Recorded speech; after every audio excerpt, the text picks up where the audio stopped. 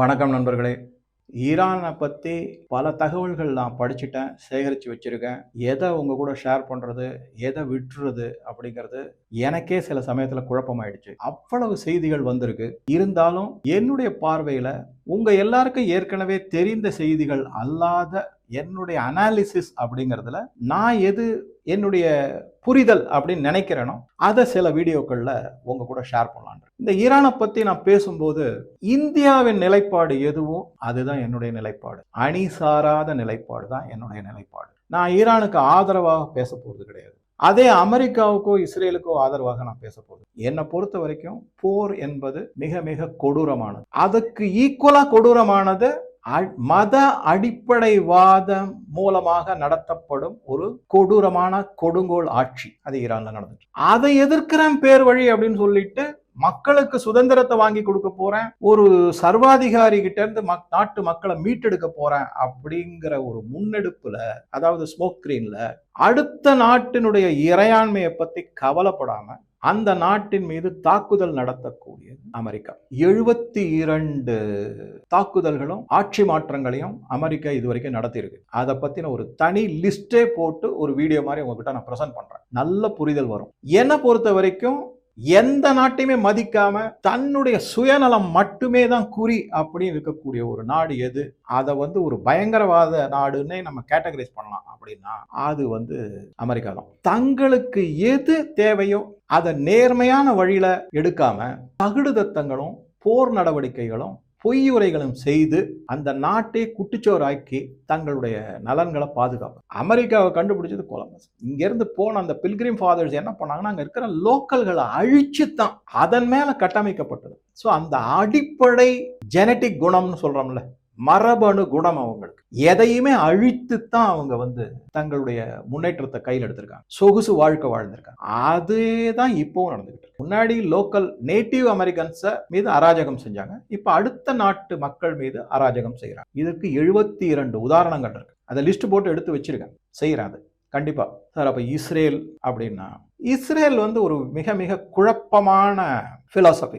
அவங்க தங்களுக்கான நாடு வேணுங்கிறது. இது இந்த குழப்பத்தெல்லாம் உண்டாக்கினது இங்கிலாந்து 2ஆம் உலக போருக்கு பிறகு. சரி, அது ஒரு பக்கம். அதுக்கப்புறம் அது யுஎன்ஓ கொண்டு போய் தள்ளிட்டாங்க. தங்களுடைய பொறுப்பை யுஎன்ஓ கையில கொண்டு போய் தள்ளிடுச்சு இங்கிலாந்து. ஸோ இந்த நாடு அர்ஜென்டினால தான் ஃபர்ஸ்ட் யூதர்களுக்கான இடம் கொடுப்பதாக இருக்கு. ஆனா அவங்க தான் இல்ல கடவுள் எங்களுக்கு உறுதியளித்த இடம் இந்த பலஸ்தீன், எருசலேம், அதுதான் எங்களுடைய புனித நகரம், புனித இடம், அங்கதான் வேணும்னு சொல்லி அர்ஜென்டினால கொடுக்கப்பட்ட இடத்தை வேண்டான்னு நிராகரிச்சு இங்க வந்தாங்க. இஸ்ரேல் மட்டும் அந்த யூதர்கள் வாழக்கூடிய நாடு, அதை சுத்தி எல்லாமே இஸ்லாமியர்கள் வாழக்கூடிய நாடு. அது எல்லாமே இப்ப இஸ்ரேலினுடைய நிலைப்பாடு நியாயமா நியாயமற்றதா அப்படிங்கிறத ஒரு சில கருத்துக்களோட உங்களுடைய பார்வைக்கு விடைக்கும் விட்டுறேன். ஈரான் 40 வருஷமா சொல்லிட்டு இருக்காங்க இஸ்ரேல்ங்கிற ஒரு நாடே இந்த வரைபடத்தை, உலக வரைபடத்துல இருக்கக்கூடாது, முழுமுற்றாக அழிக்கப்பட வேண்டும் அப்படிங்கிறது ஈரானோட. சார் மற்ற இஸ்லாமிய நாடுகள் அவ்வளவு தூரம் கிடையாது, வெறுப்பு இருக்கான அவ்வளவு தூரம் கிடையாது. அடுத்ததா இஸ்ரேலும் உடனே பதிலடி. ஆக இவங்க 2 பேரும் சண்டை போட்டுக்கிட்டே இருக்காங்க. இதை பத்தின விரிவான ஒரு பார்வையை மற்றொரு சமயம் வச்சுக்கலாம். இப்ப நான் எதுக்கு முக்கியமா வரப்போறேன் அப்படின்னா, அமெரிக்கா இந்த ஈரானுக்கு எதிராக நடத்திய தாக்குதல்கள்ல சில ஒரு விதமான அருவருக்கத்தக்க அப்படின்னு சொல்லலாம், இல்லைன்னா நமக்கு பிடிக்காத அளவுக்கு இருக்கக்கூடிய கருத்துக்களை வச்சு தன்னுடைய ராணுவ வீரர்களை இந்த போர்ல ஈடுபடுத்தியிருக்கு அமெரிக்கா அப்படிங்கிற செய்தி. அது என்ன மாதிரி செய்தி அப்படின்னா, இது கடவுளின் திட்டம் அப்படின்னு சொல்லியிருக்காங்க. அதாவது ட்ரம்ப் கடவுளால் ஆசீர்வதிக்கப்பட்டவர். எந்த மாதிரி ஆசீர்வதிக்கப்பட்டவர் அப்படின்னா, கடவுளால் அவர் தேர்ந்தெடுக்கப்பட்டு இறுதி கால போரை நடத்துவதற்கு ஆசீர்வதிக்கப்பட்டவர். எந்த கடவுள்? இயேசு கிறிஸ்து. இயேசு கிறிஸ்து ட்ரம்ப்பை தேர்ந்தெடுத்திருக்காரு, அவருக்கு ஆசீர்வாதம் பண்ணிருக்காரு. ஆர்மேஜான் அப்படிங்கிறது அதை பத்தி படம்லாம் கூட வந்தது. அதாவது இறுதி போர் இதுதான் நிலைநாட்டப்படும், இந்த மாதிரி பரப்புரைகள்லாம் செய்யுது. அதனால ட்ரம்ப் இஸ்லாத்துக்கு எதிராக ஒரு போரை உருவாக்கியிருக்காரு. இனிமே இந்த இடத்துல இயேசு கிறிஸ்துவின் ராஜ்யம் தான் நிலைநாட்டப்படும். இதை அவங்க எப்படி சொல்றாங்க அப்படின்னா, இயேசு கிறிஸ்து ஈரான் மூலமாக ஒரு நெருப்பு பொறியை பத்த வைத்து இதை முடிவுக்கு கொண்டுவதற்கு ட்ரம்ப் அவர்களுக்கு ஆசீர்வாதம் செய்துள்ளார் அப்படின்னு அமெரிக்க போர் போர் வீரர்கள் இடையே ஒரு பிரெயின் வாஷிங் பண்ணியிருக்காங்க அப்படிங்கிற தகவல் வந்திருக்கு. இயேசு கிறிஸ்து இந்த உலகத்திற்கு திரும்பி வருவார், அவருடைய வாக்கு புனிதமானது, இது சத்தியம், இது நடைமுறை, இது நடக்க போகிறது, இப்படி எல்லாம் சொல்லி பிரெயின் வாஷ் பண்ணியிருக்காங்க.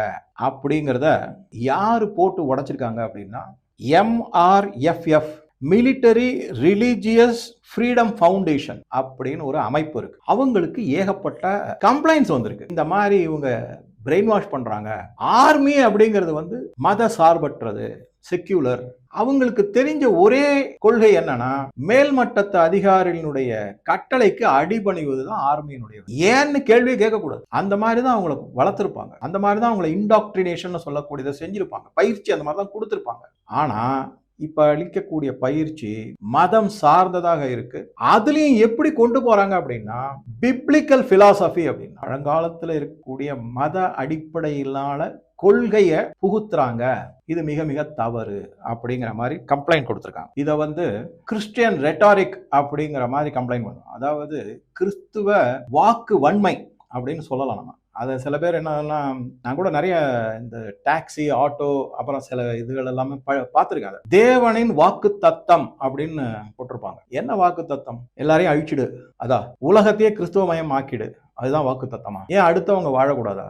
அதுதான் அவங்களுடைய கொள்கை. இதுதான் அந்த பிப்ளிக்கல் பிலாசபி. அதை வச்சு அந்த கொள்கை, அதன் அடிப்படையில இவர் இந்த மாதிரி செய்யறாங்க. இதை வந்து யாரு முன்னெடுத்து வெளியிட்டு வெளியில கொண்டு வந்து பலவிதமான சர்ச்சைகளை வெளியே கொண்டு வந்திருக்காங்க அப்படின்னா சாரா பிரவுன் அப்படிங்கிற. சாரா பிரவுன் வந்து ஒரு சமூக ஆர்வலர். அவங்களை ஏத்திஸ்ட் சொல்ல முடியாது, அதே சமயத்தில் அவங்க வந்து ஒரு செக்யூலரிஸ்ட் அப்படிங்கிற இதுல வருவாங்க. மோஸ்ட்லி இந்த செக்யூலரிஸ்ட் எல்லாமே லேலி அப்படின்ற கேட்டகரியிலையும் வருவாங்க, லெஃப்ட் லிபரல்ஸ் அப்படிங்கிற கேட்டகரியிலையும் வருவாங்க. ஸோ அதை சார்ந்தவங்க ட்ரம்ப் மேலே இந்த மாதிரி பல குற்றச்சாட்டுகளை, கிட்டத்தட்ட ஒரு 1000க்கும் அதிகமான போர் வீரர்கள் இந்த குற்றச்சாட்டை சொல்லியிருக்காங்க அப்படிங்கிற தகவல்கள்லாம் வந்திருக்கு. இது பத்திரிகைகளில் செய்தியாகவும் வந்திருக்கு. ஆனால் ட்ரம்ப் வாய மூடிக்கிட்டு இருக்காரு, பதில் சொல்ல மாட்டேங்கிறார். ஏன்னா அவர் வந்து ஒரு தீவிர கிறிஸ்துவர், அது தெளிவாக தெரிஞ்சதுதான். ஏன்னா அவர் எலெக்ஷன் டயத்திலே இப்போதான் நான் சர்ச்சுக்கு போயிட்டு வந்தேன், ப்ரேயர் பண்ணிட்டு வந்தேன்னா சொன்னார். அது ஒன்று மக்களை மயக்குவதற்காக இருக்கலாம், ஓட்டு வங்கிக்காக இருக்கலாம், என்ன வேணா இருக்கலாம். பட் அதுதான் உண்மை, அது நடந்தது. இப்போ என்னுடைய பாயிண்ட் என்ன அப்படின்னா, இந்த கிறிஸ்துவத்துக்கும் ஈரானுக்கும் என்ன சம்பந்தம் அப்படின்னு கொஞ்சம் பார்த்தோம்னா, ஏற்கனவே நான் 1-2 வீடியோவில் சொல்லியிருக்கேன். அதில் குறிப்பாக ஈரான் வந்து வெகு விரைவில் ஒரு 10 இல்லை 20 ஆண்டுகளில் முழுவதும் கிறிஸ்துவமயமான நாடாக மாற்றப்பட்டு கிறிஸ்துவ நாடு என்றே அறிவிக்கப்பட்டுவிடும் அப்படிங்கிறத பல ஆதாரங்களோட ஒரு வீடியோவில் நான் சொல்லியிருக்கேன். முடிஞ்சதுன்னா நீங்கள் அதை ரீவிசிட் மாதிரி செஞ்சு அதை கொஞ்சம் எடுத்து படித்து கொஞ்சம் பாருங்க, அது உங்களுக்கு நல்லா தெளிவாக புரியும். அது ஒரு முக்கியமான பாயிண்ட். அதில் நான் என்ன முக்கியமாக சொல்லியிருந்தேன் அப்படின்னா, இந்த சாரா பிரவுனை பற்றி சொன்னேன் இல்லையா, அவங்க வந்து ஒரு செக்யூலர் லேலி அப்படின்னு. அந்த மாதிரி தான் முதல்ல அவங்கள வந்து லெஃப்ட் ஓரியன்டேஷன் ஐடியாலஜிக்கு மாற்றுவாங்க. அதில் கூடவே என்ன வரும் அப்படின்னா, இப்போ மற்ற மதங்களாக இருந்ததுன்னு வச்சுங்களேன், கிறிஸ்டியானிட்டியை பொறுத்த வரைக்கும் அது மத இல்லைன்னு சொல்ல மாட்டாங்க, ஏத்திஸ்ட்னு வராது, மத மறுப்பாளர், கடவுள் மறுப்பாளராக இருக்காது. அதே இந்துவிசமாக இருந்தால் கடவுள் மறுப்பாளர். இப்போ ஈரானில் என்ன நடந்ததுன்னா, இஸ்லாத்தை மறுக்கக்கூடிய கடவுள் மறுப்பாளராக மக்களை கொஞ்சம் கொஞ்சமாக மாற்றிக்கிட்டு வராங்க. ஸோ மக்களை முதல்ல வந்து ஃபெய்த்ஃபுல்ஸ்லேருந்து அன்ஃபெய்த்ஃபுல்லாக மாற்றணும், அதுதான் முக்கிய குறிக்கோள். ஒரு தடவை அன்ஃபெய்த்ஃபுல்லாக மாற்றிட்டிங்கன்னா அவங்களுக்கு பல சங்கடங்கள் உண்டு செய்யப்படும், உருவாக்கப்படும். அந்த பல சங்கடங்கள் உருவாக்கும் போது அவங்க கிட்ட ரொம்ப சுலபமா இதோ பாரு இயேசு கிறிஸ்து எல்லாத்தையும் தீர்த்து வைப்பாருன்னு கொண்டு போய் நிறுத்திடுவாங்க. அப்படியே மதமாற்றம். இது அவங்களுடைய உத்தி. இதை நான் வந்து ஒரு குறையா சொல்றேன்னா அப்படின்னா, நான் குறையா சொல்லல, இது அவங்களுடைய உத்தி. நம்மள மாதிரி முட்டாள்கள் அதை ஏத்துக்கிட்டு அதை நம்பிக்கிட்டு அங்க போனோம்னா அவங்களை எப்படி நம்ம குறை சொல்ல முடியும்? அந்த மாதிரிதான் நம்ம பார்க்கணும். இப்ப கூட சமீபத்துல ஒரு மத போதகர் கண்ணாப்பண்ணான்னு பேசிக்கிட்டு இருக்காரு. தமிழ்நாட்டுல டிஎம்கேல ரொம்ப பிரபலமானவர், அவர் பெண் எம்பி, பவர் சென்டர், அவங்களுக்கு ரொம்ப க்ளோஸா இருக்கிறவர். அவர் அப்படின்னு பேசுறாரு, மோதியை கண்டபடி திட்டுறாரு. அவர் என்ன சொல்றாருன்னா, மோதி எடுக்கக்கூடிய முன்னெடுப்புகள்லாம் உலக நாடுகளுக்கு அவர் பதில் சொல்ல வேண்டியிருக்கணும். ஆக்சுவலா உலக நாடுகள்லாம் அவருக்கு பதில் சொல்லிட்டு, மோதி அவர்கள் உலக நாடுகளுக்கு பதில் சொல்லல, உலக நாடுகள் மோதிக்கு பதில் சொல்லிக்கிட்டு இருக்காங்க. ஆனா அவர் வந்து கலப்பி விடுறாரு, அப்படியே கொதித்து எழுங்கள், எப்படி இதை பொறுத்துக்கிறீங்க அப்படிங்கிற மாதிரி கேள்வி கேட்கிறாரு. பல வீடியோக்கள் பார்த்தேன் அவரோட. இருக்கட்டும். இப்ப ஈரான்ல மத அடிப்படைவாத ஆட்சி நடந்துகிட்டு இருக்கு. இஸ்லாமிய ஷரியா சட்டம் மூலமாக ஆட்சி நடந்துட்டு, மிக மிக கொடூரமான செயல்கள்லாம் நடந்துகிட்டு இருக்கு. ஒரு உதாரணத்துக்கு சொல்லுவேன். அது அந்த போட்டோவை காமிக்கலாமா காமிக்க கூடாதான்றது தெரியாது. ஏன்னா யூடியூப்ல பலவிதமான ரெஸ்ட்ரிக்ஷன் இருக்கு. இது செய்யலாம், இது செய்யக்கூடாது. சொசைட்டில வந்து இது காமிக்க கூடாது சிலதெல்லாம். நெருப்பு பத்திக்கிட்டு எரியிற மாதிரிலாம் என்னுடைய வீடியோல நான் காமிக்க முடியாது. பல வீடியோல காமிப்பாங்க. அவங்க மட்டும் எப்படின்னா அவங்களுக்கு அனுமதி கொடுத்துருக்காங்க. இந்த இடத்துல குறிப்பா நான் ஒரு உதாரணத்தை எதுக்கு சொல்றேன்னா, இதே இந்த அயத்துல்லா கமேனி இருக்காரு இல்லையா, அவருடைய ஆட்சி காலத்துல ஒரு ஈரானிய பிரஜை அரசுக்கு எதிராக ஏதோ சொல்லிட்டாரு அப்படிங்கிறதுக்காக நடுத்தெருவுல கிரேன்ல அவருக்கு தூக்கு தண்டனை வழங்கப்பட்டது. கிரேன்ல மாட்டி தொங்க விட்டுருக்காங்க. அதை வேண்டுமென்றே அவருடைய 8 வயது பெண் குழந்தைய பார்க்க வச்சிருக்காங்க. கொடூரத்தின் உச்சம். அந்த மாதிரி அவர் ஆனா அந்த தூக்கு தண்டனை அளிக்கப்பட்ட ஈரானியர் இருக்காரு, அவர் வந்து தன்னுடைய குழந்தை வந்து தனக்கு நேரக்கூடிய ஆபத்தை வச்சு அழுதுறக்கூடாது, ஒரு சொட்டு கண்ணீர் வந்துடக்கூடாதுன்னு இறுதி வரை சிரித்து கொண்டே அந்த குழந்தையை மகிழ்ச்சிக்கு ஆழ்த்தி இருந்தார் அப்படிங்கிறது செய்தி. அந்த போட்டோவை நான் வச்சிருக்கேன். தேடி எடுத்து கண்டுபிடிச்சு அதை சேவ் பண்ணி வச்சு அதை காமிக்கலாமா அப்படிங்கிறது தெரியாது. பட் இது நடந்த உண்மை. இது ஒரே ஒரு எக்ஸாம்பிள். இந்த மாதிரி லட்சக்கணக்கான உதாரணங்கள் ஈரான்ல நடந்த கொடுங்கோல் ஆட்சியை பத்தி. அப்போனா அமெரிக்கா பண்றது சரிதானே சார்? அது அவங்க நாட்டு பிரச்சனை. அந்த மக்கள் வந்து ஆட்சியை தூக்கி எறிஞ்சிட்டு வேற கொண்டு வரட்டும். அந்த நாட்டுக்குன்னு ஒரு இறையாண்மை இருக்கு. இப்ப நாளைக்கே இந்தியாவில வந்து ராகுல் காந்தி கேட்கிற மாதிரி வெளிநாட்டெல்லாம் போய் கேட்கிறாரு, இந்த மோடி அரசை தூக்கி எறிஞ்சிட்டு எங்களுக்கு நீங்க உதவி செய்யுங்க. பாகிஸ்தான்ல போய் கேட்கிறாரு, அமெரிக்கால கேட்கிறாரு, இங்கிலாந்துல போய் கேட்கிறாரு. அப்ப அந்த நாடுகள்லாம் சேர்ந்து இந்தியா மேல ஒரு படையெடுப்பு செய்து தாக்குதல் நடத்தி மோடி அவர்களை விரட்டிட்டு ராகுல் காந்தி உட்கார வச்சா நம்ம ஒத்துப்போமா? நம்ம நாட்டுக்குன்னு ஒரு இறையாண்மை இருக்கு. இன்னைக்கு வந்து ஈரான்ல செய்யக்கூடிய அமெரிக்கா நாளைக்கு ராகுல் காந்தியினுடைய பேச்சை கேட்டுக்கிட்டு இந்தியாவில் செய்யாதுங்கிறதுக்கு என்ன உத்தரவாதம் இருக்கு? செய்ய முடியாது. ஏன்னா இப்ப இருக்கிற தலைவர் வேற மாதிரி பவர்ஃபுல் தலைவர் உலகத்திலேயே. இருந்தாலும் அந்த சந்தேகம் நமக்கு மனசுல வரணும். அதனாலதான் நான் சொல்றேன். அதுக்காக நான் திருப்பி சொல்றேன், ஈரானை நான் ஆதரிக்கல, அமெரிக்காவை நான் ஆதரிக்கல. 2 பேர் செய்வதும் தவறு. வெனிசுவேலால நிக்கோலஸ் மாட்ரோவை அரெஸ்ட் பண்ணி அமெரிக்காவுக்கு கொண்டு போயிட்டாங்க. இனி வரைக்கும் அவர் என்ன ஆனார்னு யாருக்குமே தெரியல. என்ன மாதிரி ஆட்சி மாற்றம்? மக்கள் கேட்டாங்களா? யாரோ சில பேர் கேட்டாங்க. அப்படியே இருந்தாலும் அது அந்த நாட்டு மக்களுடையது. அவர் ஜனநாயக முறையில தேர்தல் நடத்தி சுப்ரீம் கோர்ட்ல ப்ரூவ் ஆகி ஜெயிச்சிருக்காரு. அவர் மேல பல குற்றச்சாட்டுகள் இருக்கு. அது அந்த நாட்டு மக்கள் கொடுக்க வேண்டிய தண்டனை. நீ யாரு சட்டம் பிள்ளை? அதுதான் முக்கியம். என்னை பொறுத்த வரைக்கும் முக்கியமான கேள்வி. நான் இதை எந்த நாட்டிலுமே ஒத்துக்கணும். சில பேர் கேட்குறாங்க, போன வீடியோவில் பதிவு போட்டுறேன் சார், 356 பதிவு எடுத்து ஆட்சியை மாநில அரசுகளை கலைக்க வேண்டியதானே? கலைக்க மாட்டாங்க. மக்கள் தேர்ந்தெடுத்த ஆட்சி அது. நேரு செஞ்சாரு, இந்திரா காந்தி செஞ்சாரு, மன்மோகன் செஞ்சாரு, PV நரசிம்மராவ் செஞ்சாரு, ராஜீவ் காந்தி செஞ்சாருங்கிறதுக்காக மோடி செய்யணுமா? அதே மக்கள் அடுத்த முறை தேர்ந்தெடுக்காம இருக்கட்டும். அதை விட்டு நீங்க நம்ம வந்து ஓட்டு போட்டு தவறு செஞ்சிருவோம், தவறான ஆட்சியை அமைச்சிருவோம், அதை மோடி வந்து கலைக்கணும்னு எதிர்பார்க்கிறது எந்த விதத்துல தார்மீக உரிமையோ நியாயமோ இருக்கு? இதுதான் முக்கியமான செய்தி. தயவு செஞ்சு இத கொஞ்சம் நல்லா புரிஞ்சுக்கணும். மக்கள் தவறான ஆட்சியை அமைத்த பிறகு வேறு ஒருவர் அதற்கு அந்த ஆட்சி மாற்றத்தை கொண்டு வரணும்னு எதிர்பார்த்தா அது நடக்காது. அது தவறு. மக்களால் அமைக்கப்பட்ட தேர்ந்தெடுக்கப்பட்ட அரசு அதுதான். அது தமிழ்நாடா இருக்கட்டும், வெஸ்ட் பெங்காலா இருக்கட்டும், வேற எங்க வேணாலும் இருக்கட்டும், 356 தொட மாட்டாங்க. அதை நல்லா ஞாபகம் வச்சுக்கோங்க. சரி, இப்ப அடுத்ததா இந்த ஈரான்ல ஒருவேளை மத அடிப்படைவாதிகள் தோற்று போய் ஆட்சி மாற்றம் நடக்கக்கூடும் அப்படிங்கிற சாத்தியக்கூறுகள்லாம் மிக மிக அதிகமாக இருக்கும் போது யாரு வரக்கூடும் அப்படின்னா, அமெரிக்காவில் தஞ்சம் அடைந்த முன்னாள் ஷா ஆஃப் ஈரான் அவருடைய மகன் ரெசா பெஹல்வி அப்படிங்கிற அவரு ரெடியா இருக்காரு, உட்காந்துட்டு இருக்காரு ரெடியா. எப்ப நீங்க கூப்பிடுங்க, நான் வந்து மீண்டும் அரசராகி விடுகிறேன். கிரவுன் பிரின்ஸ் அப்படிங்கிறதுல ஹோதால அங்க உட்காந்துருக்காரு. அவரை பத்தி பல செய்திகளை படிச்சேன். அவர் வந்து பல பேட்டிகள்ல என்ன சொல்லியிருக்காருன்னா, ஈரான்ல கிறிஸ்துவம் மிக வேகமாக வளர்ந்து வரக்கூடிய ஒரு மதம். இத்தனைக்கு அவரு ஷியா முஸ்லீம் அவர். ஆனா அமெரிக்காவினுடைய நாகரிகத்தை பின்பற்றி வாழக்கூடிய நபர். ஒரு காலத்துல ஈரானே இப்படிதான் இருந்தது. அவர் வந்து இந்த மேல்நாட்டு மோகம், மேல்நாட்டு நாகரிகம் அதுல மூழ்கி கிடைக்கிறார். அதனால அவர் கிறிஸ்துவத்தை ஆதரிக்கிறாரு அப்படின்றது சொல்லப்படுகிறது. சில பேர் என்ன சொல்றாங்க, சார் அவர் கிறிஸ்துவரா ஆல்ரெடி மாறிட்டாரு, அவர் ஷியா முஸ்லீம்லாம் கிடையாது அப்படிங்கிறாங்க. அது எந்த அளவுக்கு உண்மைன்னு நானும் தேடி பார்த்தேன்.